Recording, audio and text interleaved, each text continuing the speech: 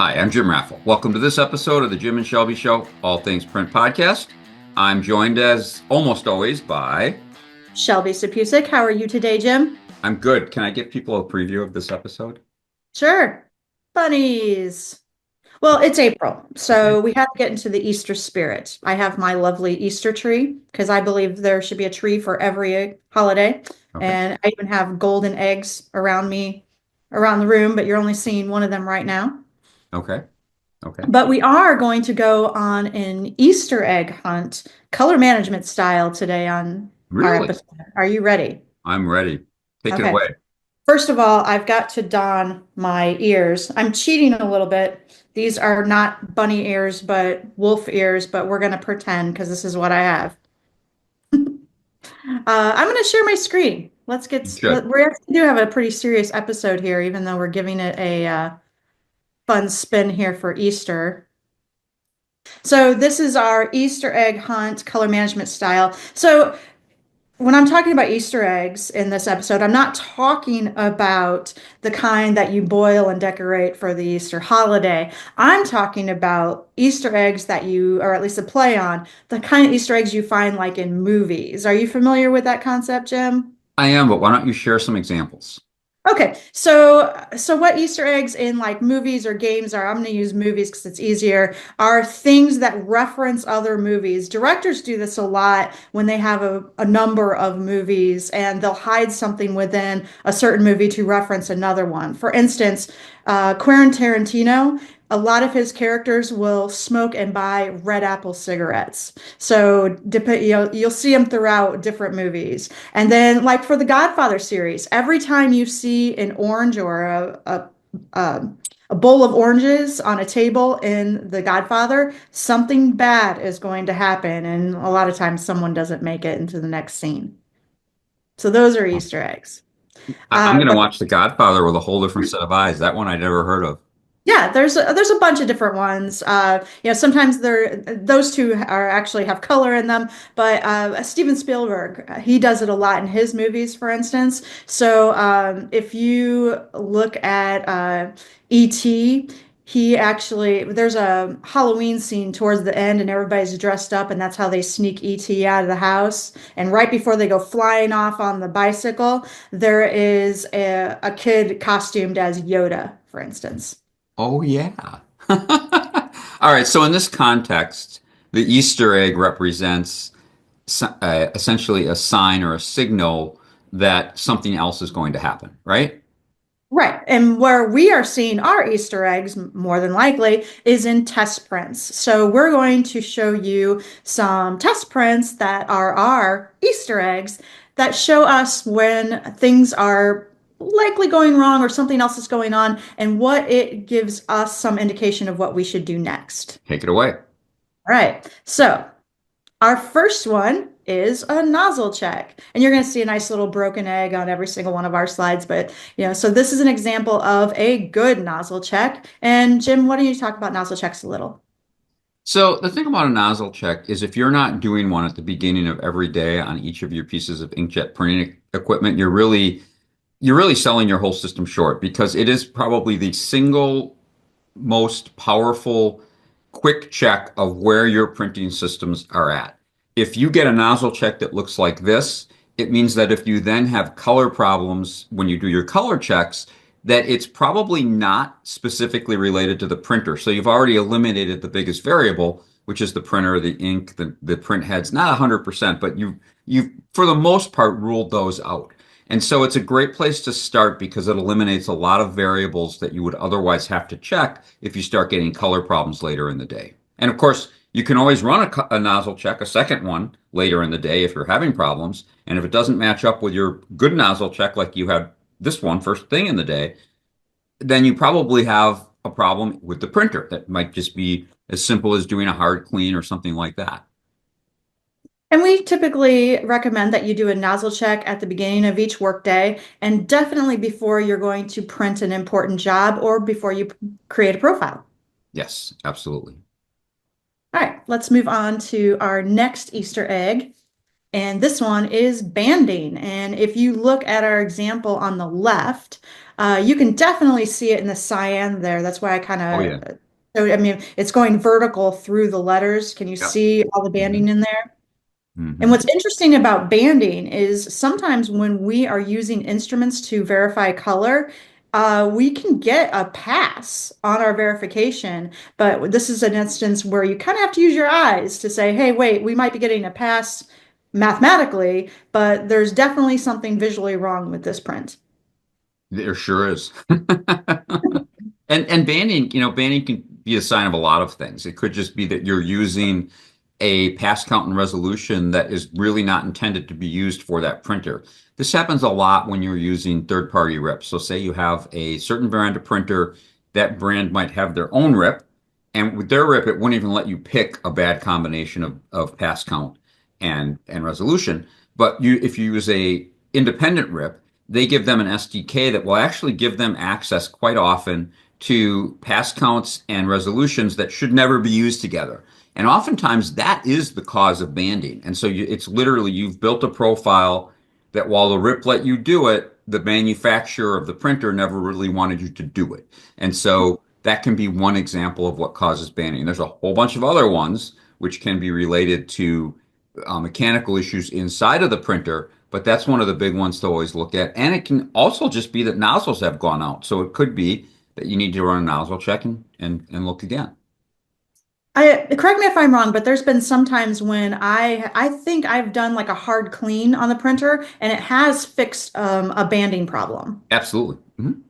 That makes a So lot of sense. sometimes there's an easy fix and Yep, sometimes not. absolutely. Yep. Do you like how I picked the egg for the banding one? Oh, let me ask the bunnies. Do you like it? Oh boy. He did.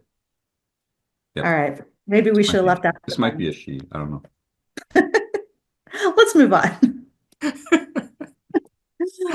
Next one I wanted to talk about is gradient issues. So the bottom half of this image, I have my Easter eggs, and behind it, you see a gradient of grays, and you do see that gradient, correct? You can see Absolutely. how that.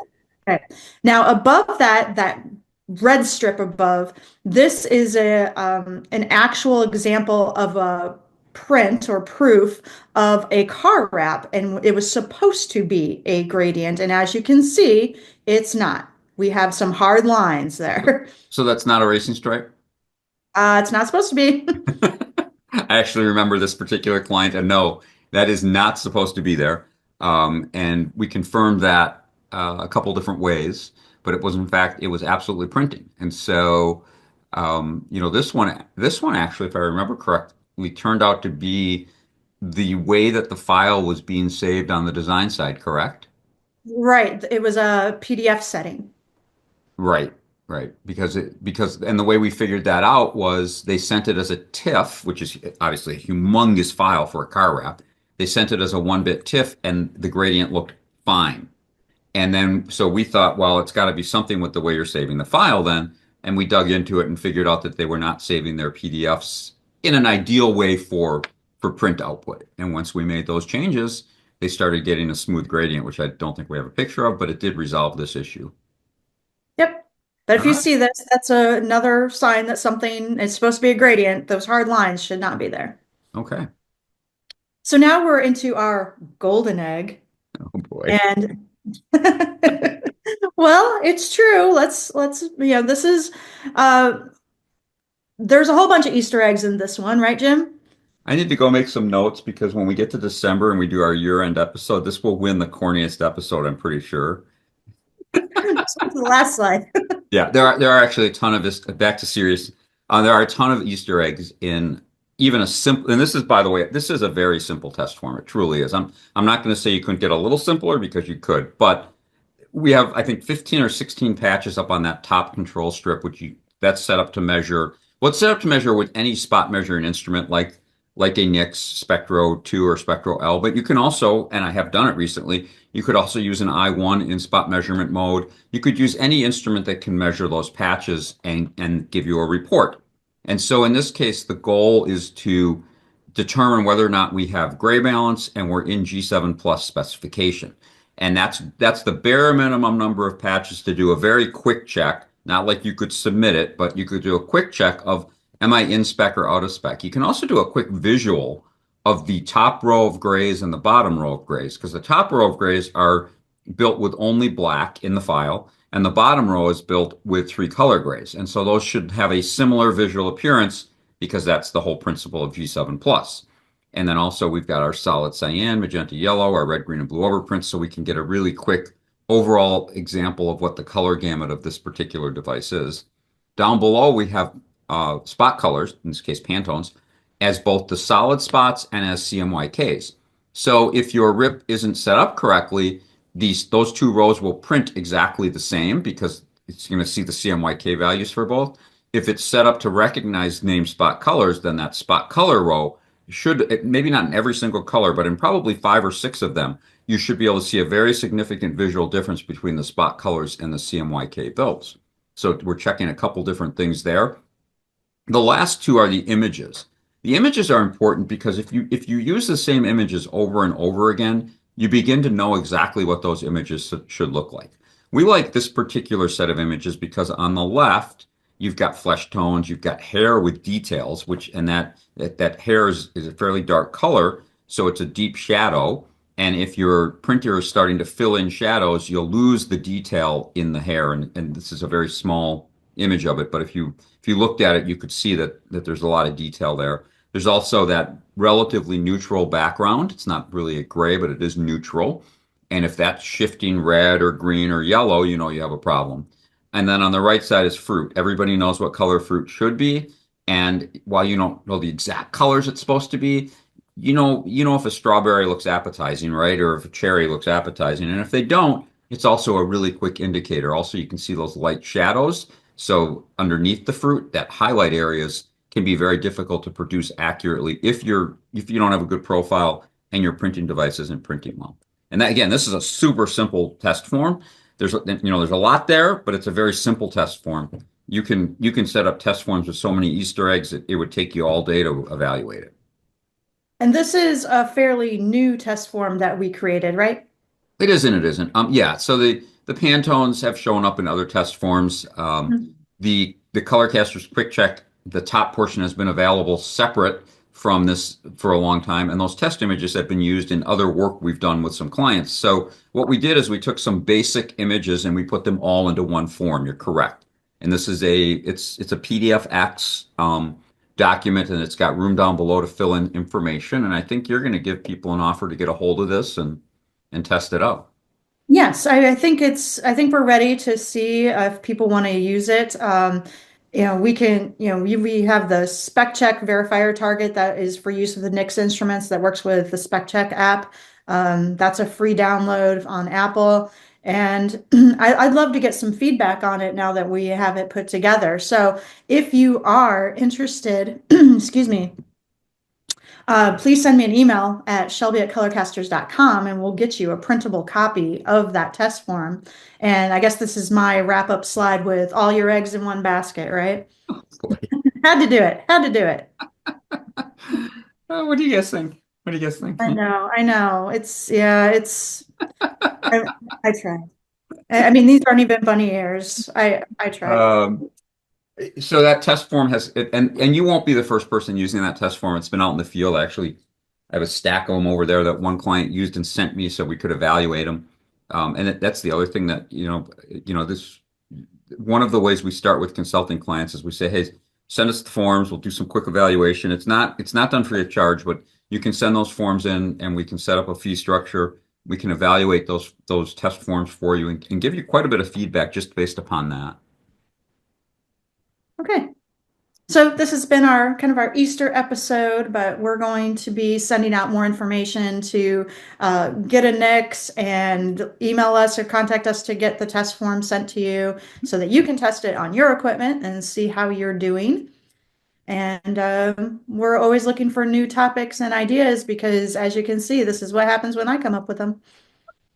It's actually a really good episode. I've enjoyed it. So I think we have a trade show episode coming up soon. I don't know if it's the next one or the one after that, but I'm hoping to do, the next episode will be an ISA preview episode. okay.